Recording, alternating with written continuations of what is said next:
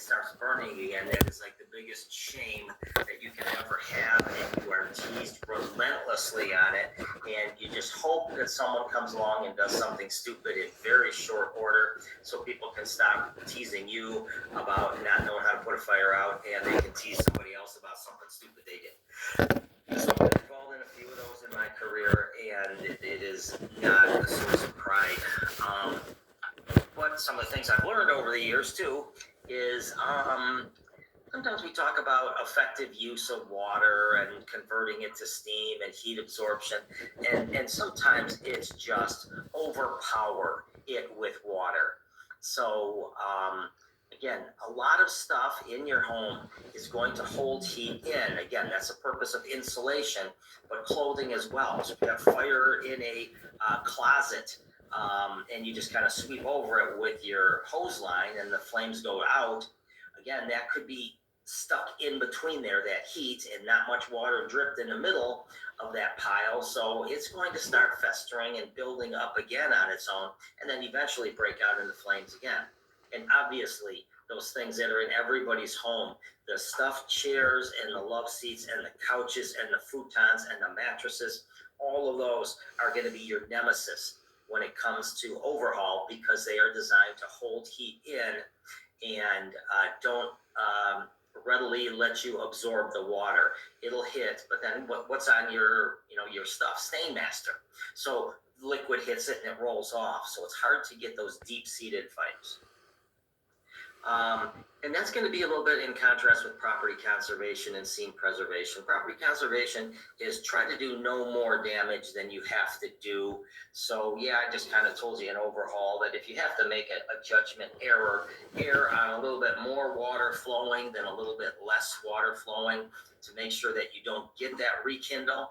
But property conservation too has got to do with getting that property back so those people can eventually live in it again. And it starts with walking through it and getting those things together that they think they're going to need for the short term, and they'll stay wherever, somewhere else, friends, family, neighbors, or hotels, extended stays, those types of places, while their home is cleaned or rebuilt or whatever needs to be done. But we don't need to do any additional damage, is property conservation. And then scene preservation. So the constant struggle that goes on between suppression folks and prevention folks is scene preservation. So they want to adequately be able to figure out the exact cause of the fire, and that is their job as a fire investigator. So I get their point of view. They want us to disturb the scene as little as possible, but we have a job to do and to make sure that fire is out. So kind of where we are at with this one is when we get to the scene of a structure fire, someone is called that's on your department or a neighboring department that does your fire scene investigation, and they are on the way. So they're going to head to the scene, and so what we're going to do is we're going to knock down the main body of fire.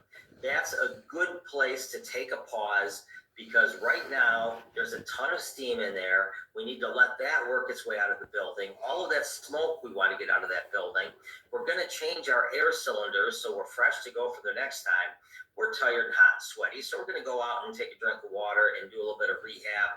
So it becomes a nice pause in the action. This is a point where we let the investigators, who are now on scene, go in and take some pictures. Okay, so they can figure out, if they're going to reconstruct this thing, what furniture goes where, what the walls look like, what the floor looks like before we rip out any carpet or rugs or take out any mattresses or chairs or sofas or things like that. And then when they're done with their initial few pictures, then they come out and we go in and do our overhaul. Now, again, you're going to carry out a lot of those big things that hold heat in. So you're going to carry out to the yard mattresses, box springs, couches, love seats, chairs, cushions, all of that stuff. You're going to carry some of that stuff out and put it in the yard. There we don't worry too much because obviously you're outdoors. So any flames that do start are going to go up in the air and not really catch anything else on fire. But you got a good chance to soak it down pretty well there. You're not too worried about runoff. You're just watering the grass or the driveway at that point. It's like washing your car. So that's kind of the three main thoughts of this chapter. But some of them are kind of a little bit at conflict with each other. And yes, there is a perfect point where when we do overhaul, we only use the exact amount of water we need to get good heat absorption, where we don't punch any extra holes in walls or ceilings so that the property is as good as possible, no wasted water or anything like that. And then scene preservation, your fire inspector people are all very happy. Now, I guess our goal isn't always to make the fire prevention folks taking the pictures super happy. Let's let them talk about some stuff at training about how we should let them, maybe not be quite so aggressive, let them take their pictures. And this just always happens. I've sent to a million of those. But yeah, let's remember during that pause when we knock down the main body of fire, that let's not get aggressive and take too much stuff and move too much stuff until the fire investigator gets there and at least gets a couple of those basic pictures done so that they have a pretty good idea that they can go back to. Because sometimes what they will do is they will recreate that room. They will take that room apart layer by layer, get rid of all the ash and the soot and that kind of stuff. And then they will replace the furniture back in the exact same spot where it was based on the picture. So they can kind of see that those burn patterns either do make sense or don't make sense. All right, so enough on that one, let's move on. All right, so overhaul. And again, your textbook definition, the search for and extinguishment of hidden or remaining fires. But they've got that broken down into all operations conducted after the main body of fire has been extinguished. All right, so about the same. Search for and extinguishment of hidden or remaining fires. There we go. Placing the building and its contents in a safe condition. Okay, so safer, not 100% safe. I mean, if the fire weakened the floor, the fire weakened the floor. And there's not much we can do about that. But we're going to talk at this point, because we're getting ready to leave the scene after overhaul. What do we do with the building after we're done with it completely? Sometimes, if it's room and contents, you turn it back to the homeowner. And the homeowner hopefully has already called the insurance company and they're going to go through and figure out the loss and the damage. And they're going to write a check while they get everything cleaned up and good to go. But sometimes the home will not be habitable after that until it's got some major work done. For example, there is a hole through the floor. So they're going to have to move out for a little bit there, placing the building and its contents in a safe condition. We're going to have to do a board up of this. So we in the Metro Detroit area, we call a 24-hour operation. And you might have heard of some of the big names out there. I think E.B. White is one of them or something like that. M.J. White, there we go. Balfour is a big one that does a lot of advertising on TV. I guess I thought I could have named four right off the top of my head, but I just got two. Anyways, these companies are on call 24 hours a day. They come with the crew and they board it up. Okay, so again, let's say that my front door was completely taken off and 3 windows broke out. They will put sheets of plywood over the windows and over the door. Okay, is it 100% secure? Well, not 100%. If someone really wants in, they can take those screws out and take that sheet of plywood off and make entry through the windows. Through the doors, they're going to put hinges on them so our investigators can go in and out and lock it back up. So they're going to put hinges and they're going to put a hasp and they're going to put a lock on it. And our thought on that is as long as we go back there and the lock is in place and intact, then the contents are good and secure. No one has messed with anything. Our investigation can continue right where it left off the remaining day when the sun went down. Okay, and we lost our light. Then we're going to come back the next day when the sun's up and do some more work. So that's kind of the order of how that's going to go. Also, an overhaul determining the cause of the fire. So that's going to be, again, like I said, we have a small chapter on that coming up, but that's going to be your fire investigators are going to come out. And again, there's like so many of the chapters in our book, fire investigation, there's the stuff that's in this chapter, which is, we're going to spend a couple days on it. So 3-4 hours on that. The first one where you're going to get a certificate is a 24-hour class, I think is the first one. And all of our officers go through that one. It's a very basic one. And then there's more beyond that. So anyone who goes into fire investigation will certainly go to a lot more classes after the 24-hour class. And I even know of some classes that you go up and they burn several buildings, trailers and things like that. They set several burns in there. And after your class, you are part of a team that goes and investigates those fires. So those are some lengthy classes that give you a lot of good experience. And actually there's something good that a buddy of mine who retired from Livonia he went into the fire prevention division and really enjoyed the fire investigation stuff. And he is making an amazing amount of money in his post-retirement years, making far more working part-time than he ever did working full-time for the fire department, investigating fires for an insurance company. So there's a potential thing to think about there. And then recognizing and preserving evidence of arson. So if arson was done, that is a crime, that is a felony, and we need to try to build a case that it wasn't arson, which sometimes isn't all that difficult, but proving who did it sometimes becomes a bit more difficult. Because no one's going to, look over their shoulder, and if 5 people are staring at them, they're not going to light a fire at that point. They're going to wait until no eyes are on them, maybe under cover of darkness, maybe starting in a place that is no lights or something like that. So anyway, that's a little bit tougher, but that's not going to be our job right away.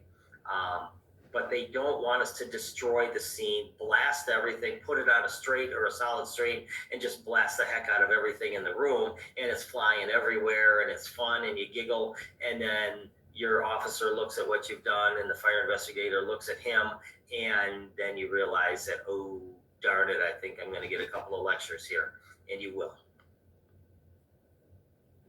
Overhauls tools and equipment. So there's a couple pictures here. Pike poles and plaster hooks. Very similar type of tools. Minor difference in them. Pike poles have been around for a long time. Everyone knows what they are. Plaster hooks almost the same. Little difference on the tip of those. You can look those up online, but we have pike poles. And you can see that firefighter is using it in the picture to pull a ceiling. So good technique, PPC on. Obviously there's no smoke or steam in there, so that's nice. Your pike pole, kind of give it a push. If it goes through the drywall, fantastic. Then take that hook end and start wiggling it a little bit. You just kind of pull a little bit, and then you're going to find out where those screws are holding it in place. Your goal is not to get a 1 inch by 2 inch piece down, because your arms are going to get tired. You're going to get winded, and you're not going to be much good after that if you have to do a whole bedroom. But if you can get that pike pole through there and give it a wiggle and see where the sheet of drywall is, usually 4x8 sheets, then you can go around the edges and do some pulling, which will pull the drywall past the screw, and then you get a nice big sheet down all at one time. And that's just a gift from above, literally, right there, when you can get that to happen. And the same drywall that makes up the ceilings is what's in the walls. So you can see that firefighter on the right is prying a door frame off. So door frame is just decoration and function to get the door to close, all of that kind of stuff. But behind that, you've got studs and you've got open space or insulation in there. And we want to make sure that that fire is out if the fire was in that area. Axes. Okay, so axes can be used to pry that off of there as well. Not so much a pike pole. Pike pole is pretty much a pushing, pulling tool, not a prying tool. So prying tool, axes can be used to some extent, but probably a Halligan, a single solid piece would be a good choice on that one. and other prying tools. There are so many tools out there for the fire service. There's your basic flathead axe, pighead axe, pike pole, and Halligan. And you can do so much with those four, but there are some people who have combined tools and gave it another name. And so there's just, you could just spend a ton of time. Go to thefirestore.com online and just take a look at their hand tools. And you'll see millions of them with millions of different names. But so I never worry about the names. I know the names of the basic tools and what their functions are. But if you hand me a tool, chances are it doesn't fit one of those categories. I may not know the name off the top of my head, but I can look at it and see what functions it can do. And that's where we need to be. Power saws, drills, and screwdrivers. Okay, so sometimes that can help us out if we need to cut certain things. I could guess that a power saw. Again, maybe we're not going to take a chainsaw or a K12 inside of the structure, but a battery-operated or corded sawzall, possibly drills and screwdrivers. If we have to board up, so some of the stuff that you're going to see in this chapter, if you go out to like a very rural, remote area, let's just say the middle of the Upper Peninsula of Michigan, very rural up there, not a lot of homes or businesses or anything. Some fire departments have a vehicle that they bring and they do the board up. So that's when you need the drills and the screwdrivers and the power saws there, is to cut those pieces to fill those openings and then screw them into place. So that one might not be so much for us. Yeah, power saws we can always use, and all of our engines have them. So that's some yes, but a lot of times no. But the drills and screwdrivers, now that's going to be if you have to board up yourself. Carryalls, buckets, and tubs. Again, if you have to do cleanup yourself, then buckets and tubs and mops, obviously for cleaning up excess water and things like that. That's something we can use. If the drainage system still works in the house, then take those buckets and bring them to a drain and empty it there. If not, carry it outside and throw it in the front yard or down the driveway, something like that. Carryall. So a carryall is basically a tarp or salvage cover with handles on the sides. So we can put a bunch of stuff in there, typically like insulation between walls or above ceilings and pieces of drywall, throw all that stuff in this carryall, lay it out flat on the bed or in the center of the room, put all this stuff in there, and then have a couple firefighters grab some handles, and if you get close, obviously you got to get out the door, out the hallway, and out the door of the house, and then take it outside and then set it somewhere in a pile where it can be wet down if it needed to be, or later on scooped up and put into garbage bags.